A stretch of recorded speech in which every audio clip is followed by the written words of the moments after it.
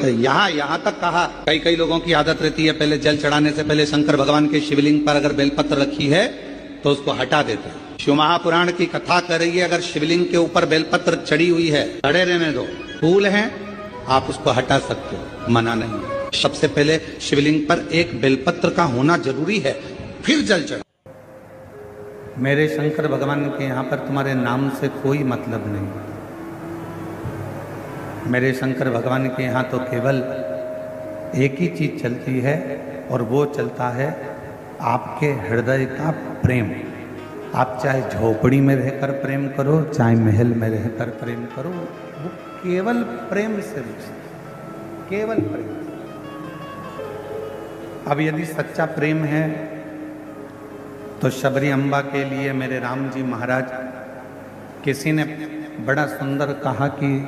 राम जी रावण को मारने के लिए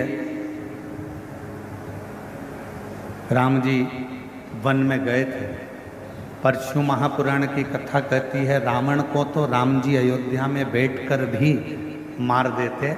मेरे राम जी रावण को मारने के लिए नहीं, मेरे राम जी तो माँ शबरी को दर्शन देने के लिए वन में गए थे, माँ शबरी को दर्शन देने। और जिसके हृदय में एक भक्ति का बल होता है, जिसके हृदय में शिव भक्ति समाहित होती है, जिसके हृदय में शंकर भगवान की एक अविरल भक्ति विराजमान होती है, उसके लिए भगवान को उसके दरवाजे तक आना ही पड़ता है। फिर निवेदन करेंगे, पहले कहा आज फिर कहते हैं,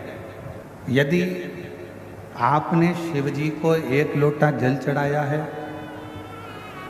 यदि आपने भगवान शंकर का मंदिर जाना प्रारंभ करा है, तो आपको शिव जी को ढूंढना नहीं पड़ेगा। एक ना एक दिन मेरे शंकर भगवान आपको ढूंढते ढूंढते आपके दरवाजे पर आए। आपको शिव को नहीं ढूंढना, और यही सरलता होना चाहिए। जैसे मेरे भिलाई की बेटियां, मेरे भिलाई की जीजियां, मेरे भिलाई के जीजाहुन, मेरी भिलाई की माताएं, मेरे भिलाई के पुरुष, ये जितने पंडाल में बैठे हुए हैं, आप कथा के पंडाल में,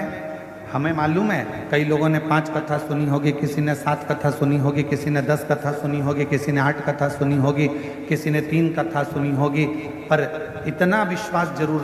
इस व्यासपीठ के माध्यम से सावन की या सोमवारी है, इस विश्वास के साथ कहता हूं कि जितने लोग दिल से कथा को सुनते हैं, अगली बार फिर जब कथा होगी तो आपकी झोली फिर खुशियों से भरी होगी। ये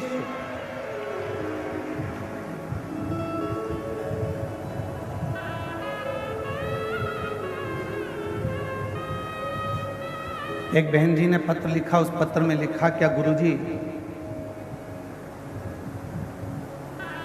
इस शिव महापुराण में ऐसा क्या है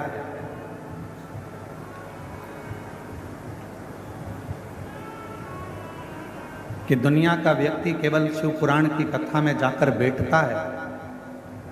पंडाल के अंदर, पंडाल के बाहर, टीवी के सामने, मोबाइल के सामने अगर बैठता है और कथा का रसतत्व यदि वो ग्रहण करता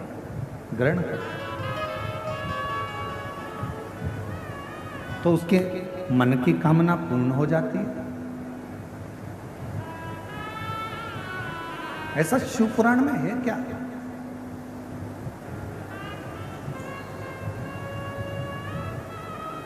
और ये प्रश्न केवल आपका नहीं है, ये प्रश्न स्वयं चंचुला देवी ने भी तुमरुका जी से किया।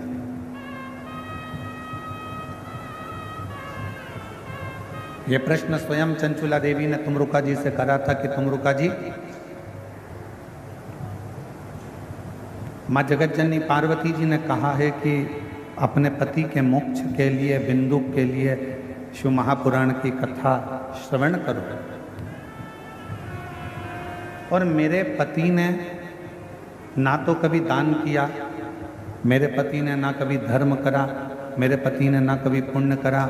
मेरे पति ने ना कभी सत्कर्म किया, मेरे पति ने कभी ना मंत्र जाप किया, मेरे पति ने ना कभी किसी तीर्थ का